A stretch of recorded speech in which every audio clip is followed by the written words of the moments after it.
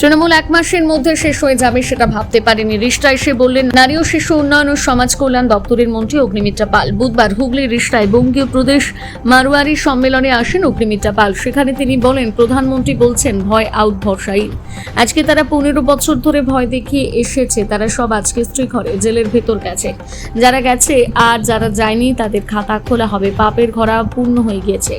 আমাদের সনাতন ধর্মে বলা হয় এই জন্মে আপনার পাপ বা পুণ্যের হিসেব হবে। বিগত সরকার তারা একসময় ভেবেছিল এবং তাদের সঙ্গে আমাদের মনে হয়তো সত্যি কি সরকারটা উৎখাত করতে পারবো, পুলিশ প্রশাসন টপ টু বটম তাদের সাথে আমরা কি পারবো, কিন্তু পারলাম। শুধু যে নতুন সূর্যোদয় হলো তাই নয়, পার্টিটাও যে এক মাসের মধ্যে শেষ হয়ে যাবে সেটাও ভাবতে পারিনি।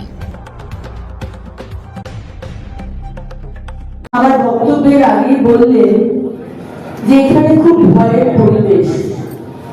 আমি জানি না আমার সম্মানীয় বিধায়করা এখানে রয়েছে এই কথার সাথে একমত হবেন কিনা। মাননীয় প্রধানমন্ত্রী তো বলে দিয়েছেন ভয়ের আউট ভরসা ইন। আজকে যারা 15 বছর ধরে ভয় দেখিয়ে এসেছে তারা সব আজকে শ্রীঘরে, তারা জেলের ভিতরে যাচ্ছে, যারা গেছে আর যারা যায়নি তাদেরও খাতা খোলা হয়েছে।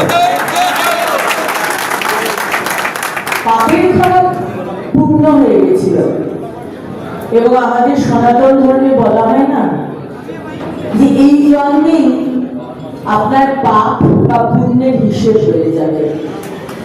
তাই আগের যে সরকার, বিগত সরকার, তারা এক সময় ভেবেছিল তাদের সঙ্গে আমাদেরও হয়তো মনে হতো যে সত্যি কি কোনোদিন এই সরকারটাকে উৎখাত করতে পারবো।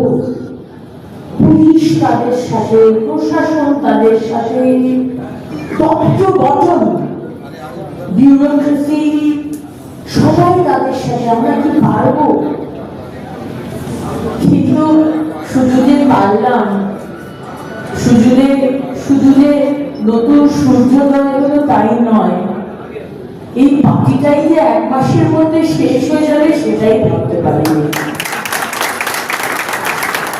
আপনি এটাই বলে যে দলের যেমন একটা বাড়ির মতো, বাড়ির যদি ফাউন্ডেশন না হয়, তার ভিতটা যদি শক্ত না হয়, তাহলে সামান্য ভূমিকম্পে সেই বাড়ি পড়ে যাবে।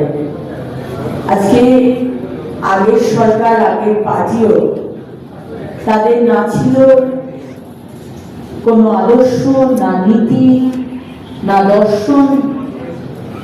এবং আপনারা বাংলার মানুষ আমাদেরকে যে ভরসা দিয়ে, আমাদের উপর যে আস্থা সম্মান দিয়ে এনেছে, বিশ্বাস করুন আমরা আপনাদেরকে ঠকাবো না। আমরা মাননীয় মুখ্যমন্ত্রী শুভেন্দু অধিকারীর নেতৃত্বে 24 ঘন্টা 365 দিন আপনাদের জন্য, বাংলার মানুষের জন্য কাজ করবো।